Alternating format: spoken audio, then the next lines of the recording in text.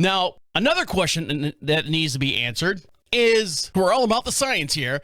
If you farted in a jar and opened it 20 years later, would it still smell like a fart?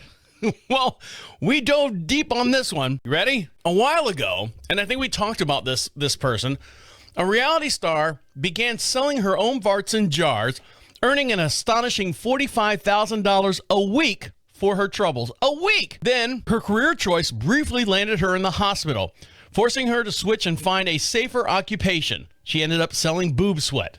If you have a few questions, we all do too. Questions is, what the hell is wrong with people? And why would a fart still smell as it arrives?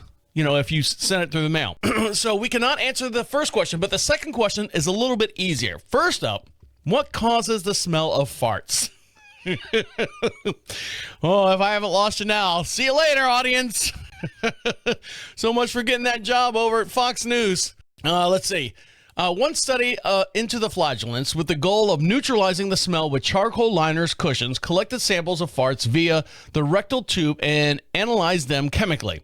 Well, as well as subjecting two poor judges into a smell test. This also, among other studies, identifies the sulfur-containing compounds that are responsible for the majority of the fart smell, despite making up all around 1% of the overall fart volume. Got that? So how do we get it? When you digest food and your intestines produce gas as part of the normal processing of food breakdown, most of the gases produced, like carbon dioxide, nitrogen, and hydrogen, and methane, do not smell at all. That's why you can fart sometimes and nobody really notices. Like my wife says, "Hey, it doesn't stink." It's not me. It wasn't me.